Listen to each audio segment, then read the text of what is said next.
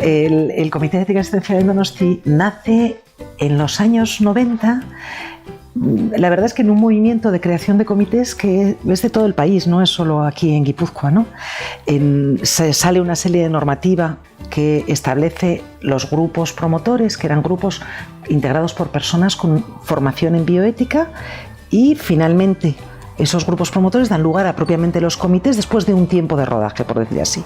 Y el comité, que hoy se llama Comité de Ética Asistencial del Hospital Universitario de Donosti, no nace como comité asistencial del Hospital Universitario de Donosti, sino como comité del Hospital Aránzazu y de la Fundación Matia. Es decir, empezó a funcionar en el año 94 y se acreditó en el 97. O sea, estamos hablando de 20 años de andadura ya. Claro, el nombre de Comité de Ética Asistencial del Hospital Aránzazu es más reciente, es del año 2014, porque la propia Fundación Matia crea un comité interno, una comisión promotora, y entonces entendemos que nosotros nos vamos a dedicar un poco más a lo que sería la OSI de Donostialdea, pero cuidado, porque la idea puede ser que el comité solo da cobertura a Osakidetza, y esa no es la idea, ¿eh? El comité es un comité abierto a Guipúzcoa, a los sanitarios de Guipúzcoa, a los usuarios, a los pacientes, a los familiares de Guipúzcoa, sin otro límite que los otros comités que van creciendo, como el de Arrasate, el del Alto Deba, o el de Zumárraga, que empieza ahora su periodo de formación, que evidentemente, lógicamente, van a asumir o deberían asumir los conflictos y los análisis que tengan que ver con su área de referencia.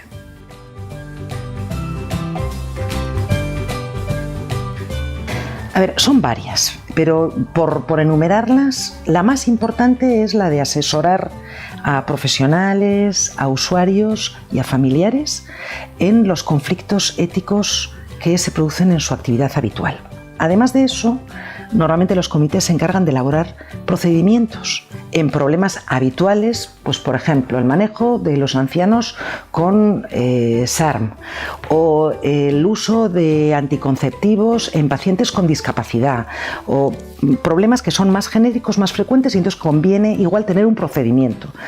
Y además se encargan de temas de formación a distintos colectivos en temas de bioética. Esos serían como los tres ejes fundamentales. Habría otros, pero yo creo que esos son los más importantes. Una cosa que resulta de mucho interés es separar el tema de la deontología del tema de lo que es un comité de ética, ¿no? Una comisión deontológica. O sea, la deontología va de la ética de las profesiones en su conjunto. No va de la ética de los problemas concretos ni de las actuaciones concretas. Y en los colegios de médicos, las comisiones deontológicas básicamente van por detrás de los hechos ante una queja o una preocupación acerca de la corrección o no de la actuación de un profesional. Nada que ver con el comité de bioética. O sea, nosotros pretendemos ir por delante de la decisión para que la decisión sea correcta, no hacer un juicio sobre si la actuación ha sido correcta o no, que ese es el lugar donde el comité nunca está para una queja, para una demanda. Eso tiene otros recorridos y otros lugares, ¿no? Nosotros estamos en el comité analizando lo concreto de la vida, del problema, de la situación concreta que se da, en la que intervienen profesionales, familiares, instituciones, usuarios, pacientes. En la deontológica, el que está en el punto central es si el profesional actuó o no acorde a lo que es la ética profesional acordada y firmada por los profesionales cuando formamos parte de un colegio y de una profesión, ¿no? Ya se ve cuál es la diferencia, es una diferencia enorme. Uno es un ámbito examinador, sancionador, el otro es un ámbito de creación y de excelencia, ¿no? La esencia del comité es que sea multidisciplinar. Aquello de 4 ojos, en este caso 16 o 23, ven más que 2, ¿no? Personas del ámbito médico, del ámbito de la enfermería, del ámbito del trabajo social, del ámbito de la sociedad. O sea, en todos los comités debe haber un lego y, a ser posible, alguien con experiencia en la defensa de los derechos de la sociedad, pues sea un abogado, un legista o alguien con este tipo de experiencia. A menudo ha habido gente de los servicios de atención al usuario, y la exclusión en casi todos los comités es del personal de la dirección de los centros, para evitar ese conflicto de interés que se puede dar en un momento dado entre qué es lo que sería adecuado y qué es lo que desde el punto de vista de gestión se puede hacer, ¿no? Entonces, bueno, para evitar ese jaleo, normalmente la gente de dirección está excluida explícitamente y de hecho en el País Vasco está en la mayor parte de los reglamentos de funcionamiento de los comités de ética asistencial, así puestos. Por lo tanto, multidisciplinar fundamentalmente y gente con el compromiso de formarse en la bioética y con alguno de ellos especialmente formado. Nosotros en el nuestro tenemos la ventaja de que la inmensa mayoría de la gente tiene una formación muy amplia en temas de bioética, máster, expertos, etcétera.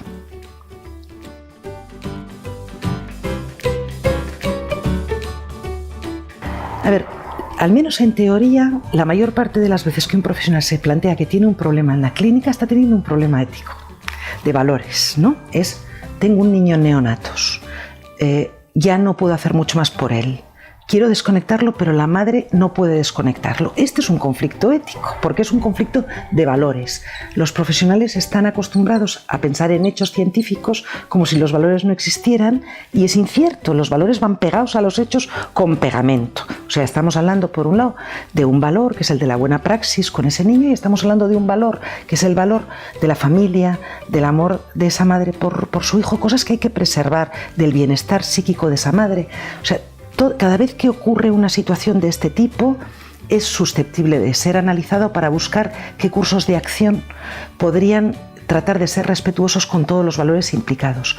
La mayor parte de las veces estamos viendo o conflictos relacionados con la autonomía en relación a la indicación clínica o de la intervención de las familias que tienen un carácter beneficente y de acompañamiento en relación o a la buena praxis o a la autonomía del paciente. Esto suele ser lo más habitual, pero desde luego los conflictos son múltiples.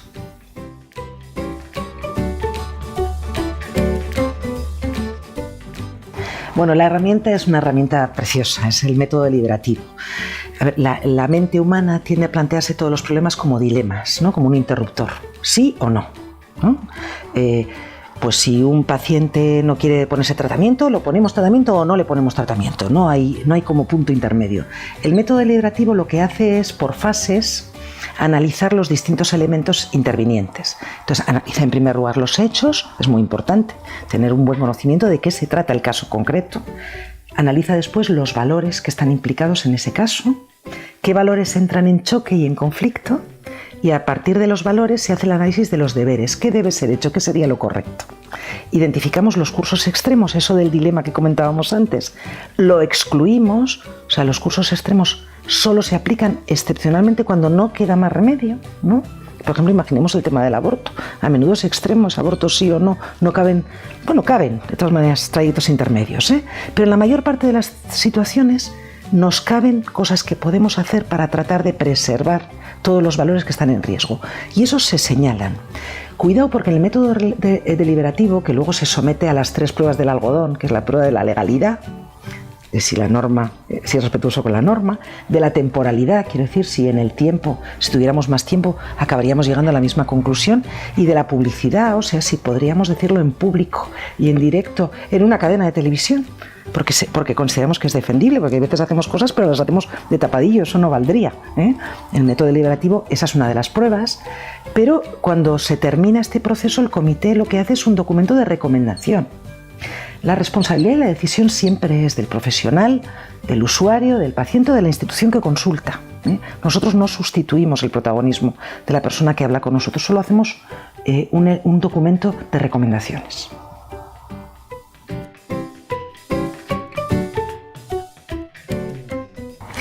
Bueno, los profesionales en general, y es algo que lamentamos, sentimos que nos conocen poco y que conocen poco lo que hacemos y lo que podemos ayudar. De hecho, con el tipo de función que hacemos y con lo compleja que es en este momento la actividad profesional sanitaria, yo creo que lo que sería de esperar es que estuviéramos inundados de solicitudes, ¿no? Y no es así. O sea, entendemos que muchas veces no nos llaman hasta en el límite. Yo creo que parte de la responsabilidad es nuestra, porque tenemos que ser ágiles en la manera de responder, y esto seguramente hay que cambiar cosas del propio comité, pero también creo que hay cierta prevención por parte de los profesionales, de los usuarios, de los familiares, que o no nos conocen o piensan que servimos para una cosa distinta, ¿no? Porque, por ejemplo, nosotros no hacemos análisis de demandas o de quejas, ¿no? O de problemas. No, es antes de tomar una decisión, ayudamos a reflexionar para la toma de decisión. Yo creo que a veces da un poquito de corte hablar de lo que estás haciendo con un compañero. Evidentemente nosotros estamos obligados por confidencialidad dentro de nuestro trabajo, pero algo tenemos que resolver porque no conseguimos ser vistos como lo que realmente somos, una ayuda en el trabajo cotidiano para resolver situaciones difíciles que se dan todos los días. No, y esto es curioso porque vivimos orientados por el deber y por la obligación, o sea, no debería haber hecho, sí debería hacer, y estamos continuamente manejándonos por valores, ¿no? O sea, desde cómo elegimos el coche, la ropa de la mañana, por qué vivimos donde vivimos o cómo elegimos nuestra pareja, siempre son asuntos de valor. Claro, los valores no son uno, son múltiples, y en el ámbito del ejercicio de la sanidad los valores son múltiples, o sea que es una buena práctica para ti y para mí no es lo mismo. La relación terapéutica es un valor, las familias, los pacientes, lo que ellos quieren, sus proyectos de vida, los nuestros, y todo eso entra en un encuentro en el ambiente sanitario donde se producen conflictos todo el tiempo. Yo siempre le comento a mis alumnos, ¿no? Cuando un paciente te inquieta o te incomoda, se está produciendo un conflicto en relación con algún asunto de valor, ¿no? Tuyo, que te sientes, conviene analizarlo y saber si lo puedes resolver. No siempre hay que llamar a un comité.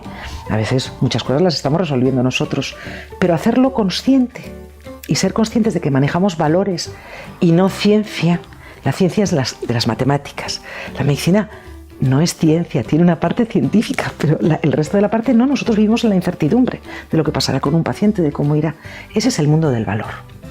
Y en el mundo del valor está la ética, con lo cual la podemos estudiar o no, ser conscientes o no, pero ahí está, confusa, difusa y desorientada, con lo cual más vale tenerla bien estructurada para que las cosas se hagan bien, ¿no?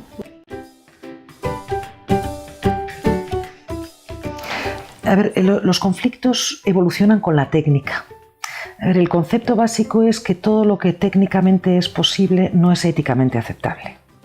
Y evidentemente ha habido progresos técnicos, no solo en el diagnóstico, que eso ya no es tan importante, sino en elementos terapéuticos. Por ejemplo, hay enormes avances en los temas de la terapia génica, las terapias de reproducción asistida, ¿no? Entre otros, pero también hay avances terapéuticos y hay ensayos clínicos, elementos de investigación que se aplican y cómo se aplican. Es verdad que el Comité de Ética está separado del Comité de Ética de Investigación Clínica, que es el que da el visto bueno a los ensayos clínicos, pero luego elementos como el esfuerzo terapéutico, la limitación del esfuerzo terapéutico, que es un término muy feo, es mejor la limitación de la indicación terapéutica, evidentemente avanza con la técnica. Somos capaces de implementar medidas terapéuticas más allá de lo que podíamos hacer unos años atrás. Esto cambia las cosas. También ha cambiado el elemento del valor. Los pacientes antes eran más obedientes, menos autónomos. Los pacientes ahora son más conscientes de su autonomía y de su capacidad para decidir acerca de su propia vida. Eso también nos complica un poquito más la vida en el ámbito sanitario, porque nos obliga a ser respetuosos con la diferencia de criterios y a considerar los temas de rechazo a tratamiento o de negociación en el tratamiento, y los sanitarios no siempre estamos acostumbrados a esto.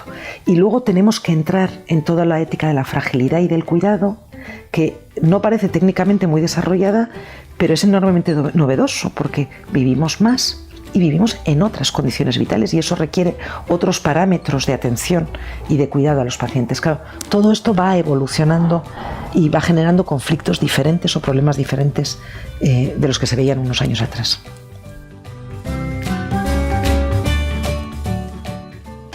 Yo despierto a la ética, que para mí fue como un descubrimiento en el año 93, en un curso que tuve oportunidad de hacer en Vitoria entonces, porque yo estaba en el Centro de Salud Mental de Mondragón. Bueno, estaba entonces en el Hospital de Tamenilla, pero bueno, se van creando los primeros comités y yo inicialmente me integro en el Comité de Ética Asistencial de la Extrahospitalaria de Psiquiatría de Vitoria, hasta que en el año 2002 dejé el hospital, dejé Mondragón, me instalé definitivamente en San Sebastián, y entonces no podía menos que plantearme integrarme en un comité de ética asistencial, porque no entendía mi vida, sin seguir contribuyendo y seguir formándome, porque en un comité, das y te dan, esto va siempre así, ¿no? Y entonces solicité y me admitieron en el comité de ética asistencial del Hospital Universitario Donosti.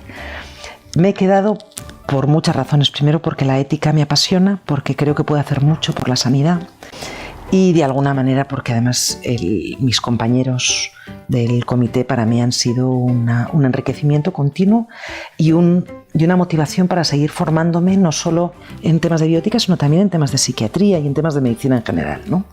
Con lo cual, yo no me engaño, yo intento dar en el comité, pero recibo mucho. Yo diría más que de lo que doy, ¿no? Y en este momento, porque además entiendo que toca asumir por el grupo de gente que estamos allí desafíos importantes que tienen que ver con la formación de residentes, con la formación de los colectivos médicos, con el apoyo a la problemática que se da en relación a las situaciones del final de la vida, del inicio de la vida. Y entonces ya también es una responsabilidad, ¿no? Y ahora mismo, porque me ha parecido oportuno con otros compañeros asumir la responsabilidad de renovar este comité, de darle más visibilidad, de conseguir que otras personas se unan a esta aventura y que la disfruten y que les rente personal y profesionalmente, ¿no? Yo creo que las terapias génicas son elemento de futuro. Y no solo las terapias génicas, sino las modificaciones genéticas para tratar de prevenir elementos de enfermedad, que de hecho eso ya es una casi realidad, ¿no? Esto va a ser un problema serio. Hombre, yo creo que se nos viene a más corto plazo temas que empiezan a tener ya entrada legislativa, como es la eutanasia, y está en la prensa el tema de la maternidad subrogada, ¿no? A ver, yo creo que en la medida en que haya avances técnicos vamos a tener desafíos éticos de su aplicación, de cómo, cuándo y de cómo es lo correcto, ¿no? Pero yo creo que al final vamos a ir a remolque un poco de todas estas cosas. A mí lo que me apena es si nos dejamos en el camino no elementos novedosos, sino clásicos que ya no están y que deberían estar. Hay que volver a elementos de humanización de la medicina. Eso no es un elemento ético ni un conflicto ético nuevo, es viejo, pero está muy activo porque las estructuras sanitarias en este momento y la rapidez con la que se mueve la sociedad hacen muy difícil todo este proceso de personalización, de individuación, de relación, de humanización en definitiva. Con lo cual yo miraría para adelante, pero no perdería echar un ojo atrás, porque como no recuperemos eso, no vamos a tener medicina ética, aunque todo lo demás lo tengamos muy claro. Yo así es como lo veo.